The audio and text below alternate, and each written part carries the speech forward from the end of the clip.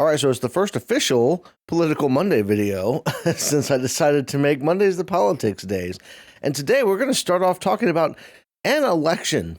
Now, I say an election because this happens to be the election where a dark horse candidate came out of nowhere to win. And the candidate's name was, I think I'm pronouncing this correctly, Vladimir Putin, someone who I've never heard of before. Apparently, he won the race to be the president of the Republican Party. Russia. He ran the race.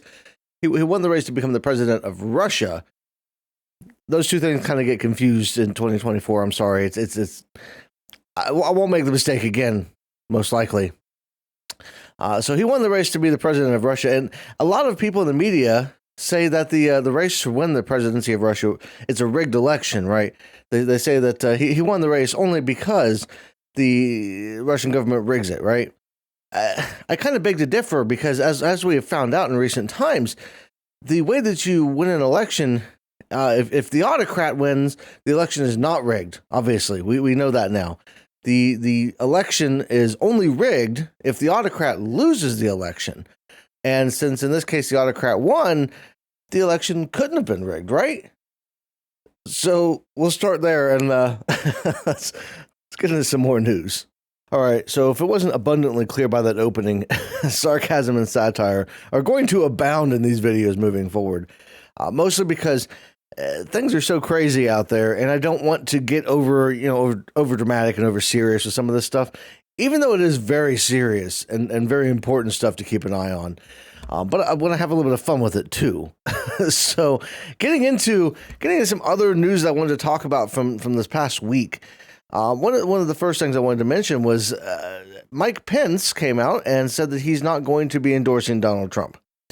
Now, outside of Kamala Harris and a few others, this is another big kind of mainstream Republican that's coming out and saying that they can't support the nominee of their party. I think they're finally starting to realize that, as I said in a prior video, the Republican Party's dead as it was. So you've got these people coming out mainstream starting to say, yeah, I can't really endorse this guy. And with Mike Pence, it was super surprising because, I mean, I can't imagine a reason why Mike Pence wouldn't have wanted to support Donald Trump. It's not like Trump tried to, have him hanged or something. I mean, right? So that was a big story coming out of this week. I think it was unexpected to a lot of people. They expected that Mike Pence would just fall in line and support the Republican nominee very, very voraciously, but he's not doing that, which is kind of surprising, I think, in a lot of ways.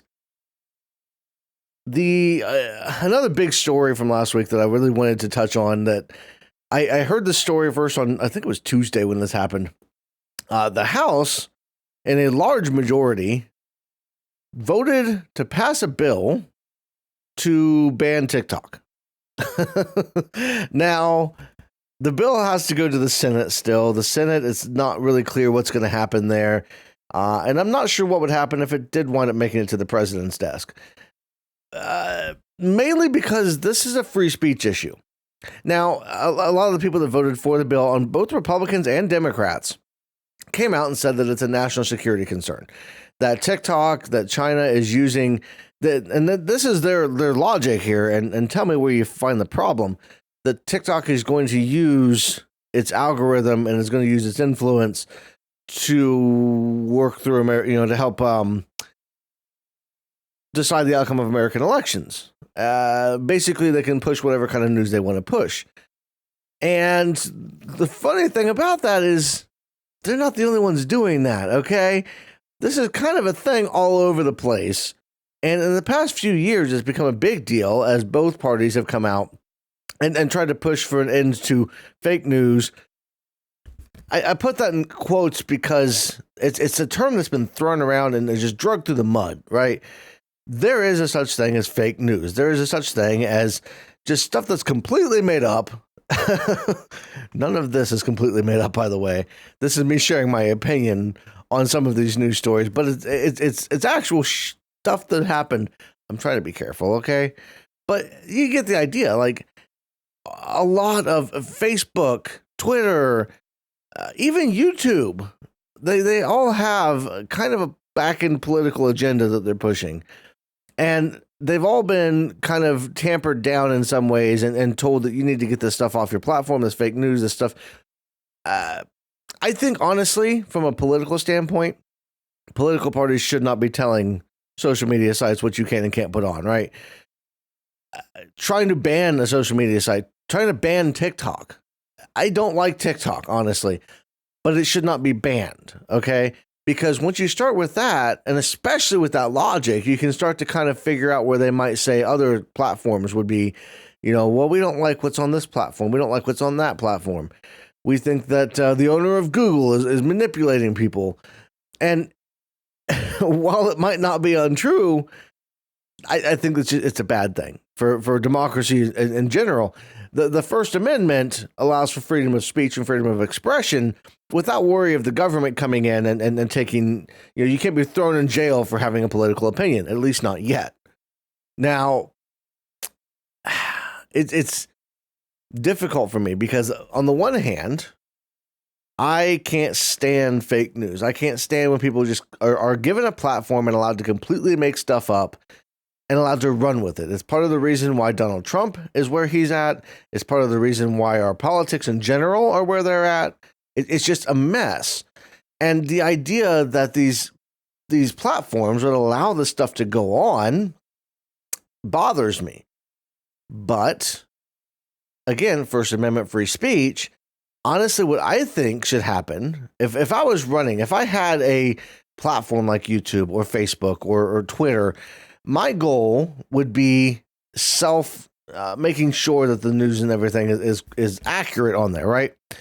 You've got platforms now. You've got platforms like Donald Trump's Truth Social, places like that, where people can go post whatever crazy rants and conspiracy theories they want to post. But if I'm running a website like Twitter or Facebook, I'm saying, hey, you can come to my website because you can trust the fact that we're making sure that this insane crap does not make it on the website, right? And some people will say, well, that's censorship. Yes, companies are allowed to censor you. YouTube, Facebook, Twitter, they're allowed to censor you. We might not like it, and it might be frustrating as hell sometimes, but they are allowed to do that because they are private companies. Now, you could argue that, maybe it's the town square mentality. Well, it's become a town square for everybody. Go hang out in your real town square, people. Come on. First of all, fake news wouldn't be such a problem online if people didn't get so much of their news from their Facebook feed or their Twitter feed. That's not a place for news. All right, there is a place. We have established news organizations, and you might not always agree with their leanings. There are some that have gone further than others. Fox used to be at least somewhat trustworthy. They were sharing the news. They were trying to have both sides of the debates come on. They've gone downhill, right? They've been pandering conspiracy theories to the point where they got sued for $750 billion, okay? Fox, they're kind of a cesspool at this point. CNN's, I think, going too far on both sides. I've been keeping an eye on them because I've been curious, like, what are they covering? And they'll cover some. I've seen them cover things that I would consider conspiracy theories that don't really have a real backing. And they cover them as if they're like, give them equal time to all the other arguments. And I don't think that's right either. You shouldn't give conspiracy theories equal time. They don't deserve it. MSNBC, they've got a liberal slant, but they also generally try to keep things middle of the road as far as like reporting the straight news and then giving their opinions. And that's kind of where we're at with some of these mainstream sites now and these mainstream television channels and that kind of stuff, is they're giving some news in some capacity, and then a percentage of their coverage is just their opinions. And I think it's something to look at when it comes to these kind of organizations. And I wanted to say Republicans because that's usually the culprit, but this is both parties at this point trying to pass a ban on a social media site It's un-American. The Democrats, the Republicans that voted for this thing, it's un-American. It's anti-First Amendment. Like, come on, guys, get your shit together, because it's only one step. It's kind of like when they overruled. I think it was the Democrats that wanted to get nominees through the Supreme Court or for the cabinet, something like that back in the day. You used to need 60 votes. They changed it to 50 votes when it was convenient for them. That wound up biting them in the ass later. It's the same thing here. You start with, well, we think the Chinese government might be manipulating people, and you wind up with this television network is manipulating people. We need to take them down. And that's just, it's not okay in any way, shape, or form.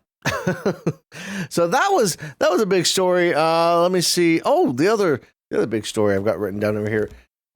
Chuck Schumer, Senate Majority Leader, had a rousing speech this week where he called for elections in Israel.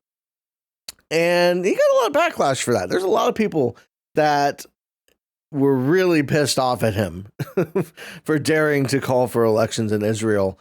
And I agree with them in more ways than one, I think. But the truth of the matter is, what Israel has done in Gaza under the leadership of Benjamin Netanyahu, it's crimes against humanity. It really is. Look at the legal definition on the international courts. The stuff that Vladimir Putin is doing in Ukraine is crimes against humanity. Netanyahu's not far behind, and even worse in some scenarios. Deciding that the leader of Hamas might be under a hospital, so we're going to bomb it, is not okay. You know, let me be very clear with how I feel about this. Hamas is a terrorist organization. Hamas needs to go, right? No question about that. Benjamin Netanyahu is also a terrorist, and he needs to step down. He needs to be tried for these criminal things he has done on an international stage, bombing the hell out of Gaza, displacing millions of people, killing over 30,000 Gazans.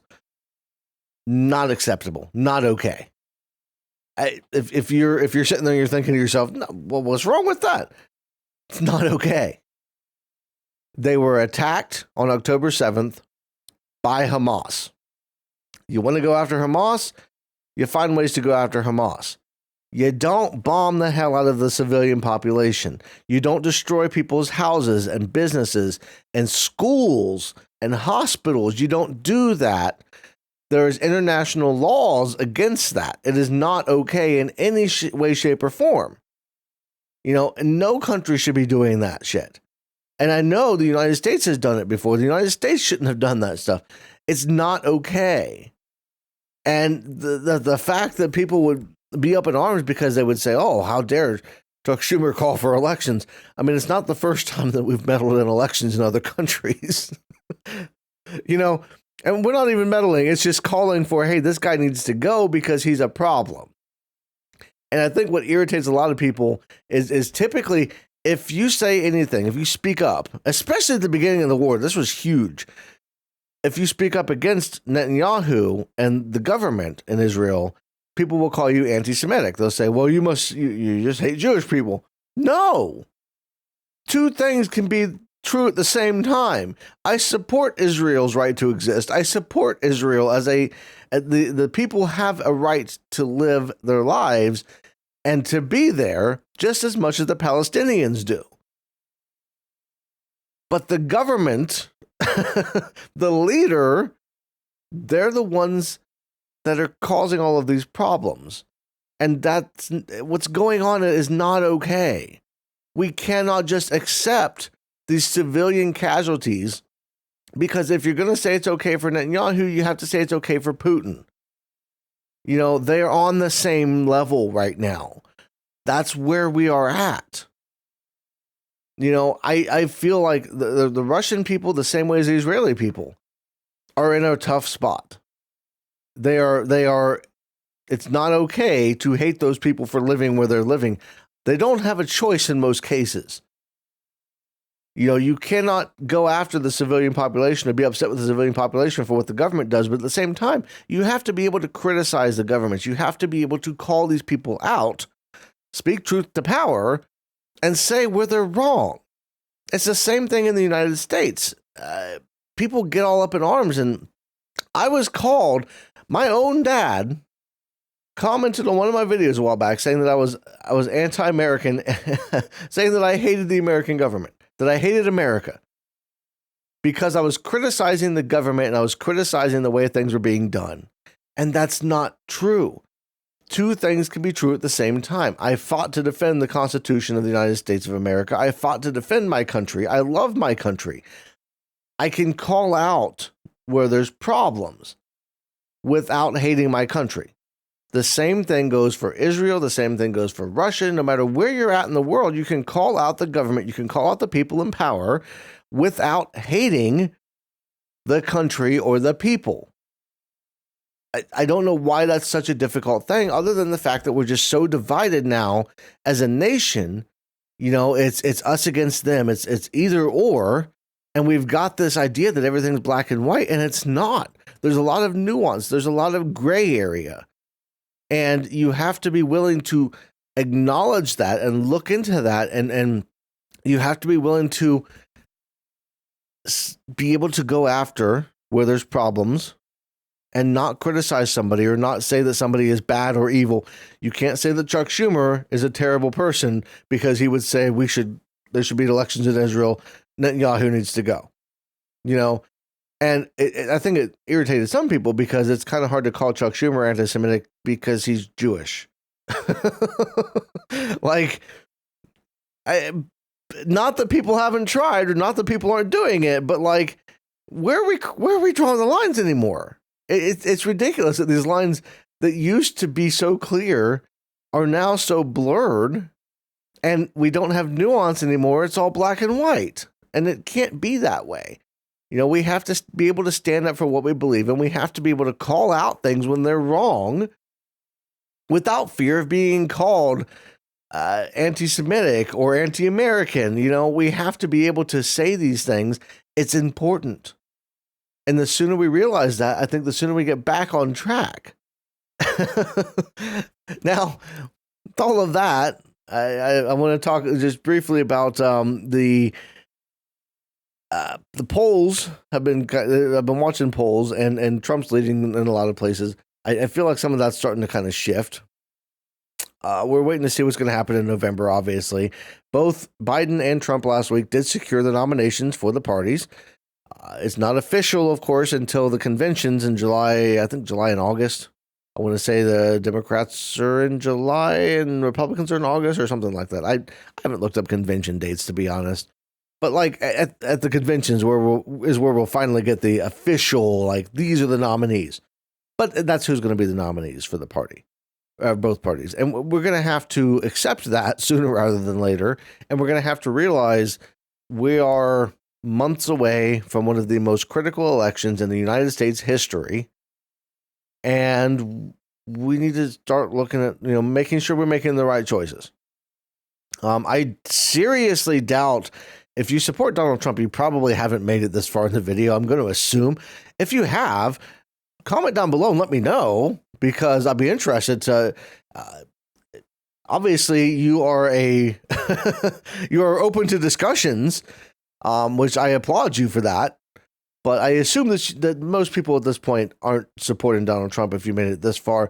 But it's important that we get the word out, that we speak up, that we reach out. The reason I'm doing these Political Monday type of videos is because I think that it's really important for the future of democracy to speak up for the future of my children, any potential grandchildren I might have, the future of the country depends on what happens in November. And we have to be willing to talk about it. We have to be willing to have that conversation. And that's why I said, you know, you can't go after somebody. I will never go after the supporters of Donald Trump. I'll go after Donald Trump all day long. But if you support Donald Trump, I'm not going to go after you directly, because everybody, you don't get to choose your beliefs. Everybody has their beliefs. Everybody feels the way they feel for a particular reason. And that reason for them is going to be very personal. Even if we can't understand that reason, even if I'm sitting here, I'm like, how is that even possible? How could you even be still? Even if I can't get it, they've got their reason for supporting him. Now, if your reason is because you hate, you're racist or sexist, if you think you're superior to other people based on the color of your skin or what you have down your pants, well, now we do have a problem there, because that's not okay. But I think there are a large chunk of people supporting Donald Trump that aren't that way, that are just so ingrained, so dug in at this point, that are saying to themselves, I've supported this guy all along. If he is guilty of these crimes, if he's done these wrong things, that means I supported a bad person, and that makes me a bad person. And that's not true. You're not a bad person for supporting somebody, and it's okay to say that you were wrong to support somebody. I can openly say, in 2016, I voted third party because I thought Hillary Clinton had it tied up, and I didn't really like either one of them. I was wrong for that. If I had known then what I know now, I would have emphatically voted for Hillary Clinton, because seeing what's happened to my country ever since Trump got elected in 2016, I feel like it's on me partially for voting third party, right? And both sides can argue that voting third party, helps the other person win, and that's always the case. The losing party is always the one to say, well, your vote helped that person win. And in some ways, that was kind of the case in 2016. I would have voted for Hillary Clinton had I known what I know now, but I voted third party. And in 2020, I emphatically voted for Joe Biden, because I said, you know what? Enough's enough. I'm done with this. And that was before January 6th. All of this stuff, it's important to acknowledge at the end of the day that we're all human beings, that we all have our beliefs, we all have our political views because of where we've been and our experiences. And it's not okay to go after individuals because of those political beliefs. I've thought about at some point maybe going to a Trump rally and talking to some Trump supporters, if there was one local here. Not like some of these shows. There's a lot of channels I've seen on YouTube that will go to make fun of people. I don't think that's right. I want to have the conversation with people, because I honestly think that there's a lot of people that still support Donald Trump, that if you could sit down and have a one-on-one legitimate conversation with them, you might not change their mind in the moment, but I think a lot of them just aren't informed of all of the facts. They don't have all of the information because they've been fed a bunch of shit. And most people, they're living their day-to-day lives. They're going to work. They're getting their kids up and sending them to school. They're trying to pay the bills. They're trying to just make it by day to day. And they're not going out and fact-checking a bunch of stuff. They're not going out and checking the other side. And they're just trusting what they've been told by media outlets that they've trusted for years. They believe that their country is at risk. They believe that things like the southern border are a huge risk, that we're all going to, they believe these things because that's what they're being told. And I think if you could have a legitimate conversation one-on-one with some of these people, they're not stupid. They've been fed a bunch of bullshit. And it's hard to unlearn that stuff once you've learned it. Once you've been told it, once you've been fed it over and over and over for years, it's hard to get out of that stuff. It's why organizations like Freedom from Religion exist, recovering from religion, not from a political spectrum, from a religious standpoint, because once you have been fed the same stuff over and over for a long time, for years of your life, you start to really believe it. And it's hard to get out of that stuff. And the same is true with religion and politics. No matter where you're at on the spectrum, you're there because of what you've lived and your experiences. And sometimes it just takes having a conversation with somebody who's not going to laugh at you, and somebody who's willing to have that conversation. And so at some point, I'll probably have some of those discussions on here and talk more in depth about that kind of stuff. But mostly because like I'm part of a group that works with recovering from religion and that kind of stuff, because there is a lot of people out there who have been through some crazy shit and don't know what to do next, and they feel lost. They feel they feel like they don't have a support structure. They feel like they can't. It's hard to walk away from something when you feel like that's been your support structure, that's been your family almost. It's hard to walk away from that, and the same is true when you are a supporter of somebody like Donald Trump, who is a cult of personality, who is a, you know, he's at the top up here and he's telling all these people this crazy stuff that sounds insane.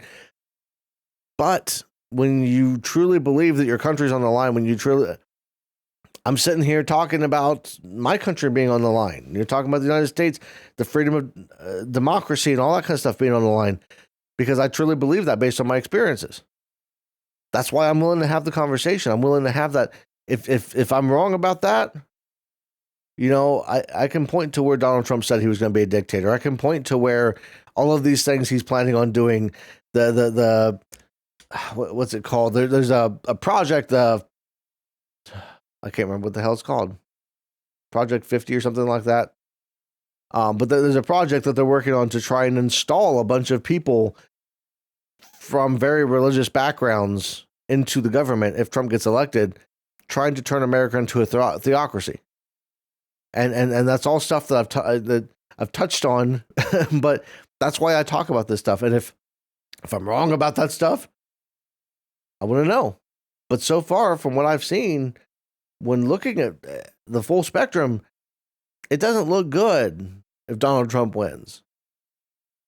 So we'll tone it back a little bit. We started off having some laughs, and we got a little bit more serious there at the end. But you know, it's important, and that's why I talk about this stuff, and that's why I feel so strongly about it. But I am running a little bit longer than I meant to run, so I need to go ahead and end the video. I do want to thank you all for watching. I want to promote. I've got a book. I'm going to be talking more about that in a future video. GPS Signal Lost is coming out April 26th. I've got it for pre-release over on Amazon. I've got it for pre-release over on my website. The pre-release on my website is actually the physical version. You can get a signed copy that I will send out on before April 26th. You'll get it on or before the release date if you order it from my website. Amazon is an ebook version. The physical version, the paperback, will also be on Amazon, but pre-orders for Amazon paperbacks aren't a thing, apparently. So I've got the pre-order for the ebook, and then on April 26th, both versions will be live. So that's all available on there. You can go check that out. I'll link all that down in the description below. But I do want to thank you all for watching. Try to have some good conversations in the comments. Maybe come over to the Discord and have a conversation. I love talking about this stuff. I think it's important. And as tiring as it can be, and I know people are worn out and they're just beat down after years and years and years of this stuff.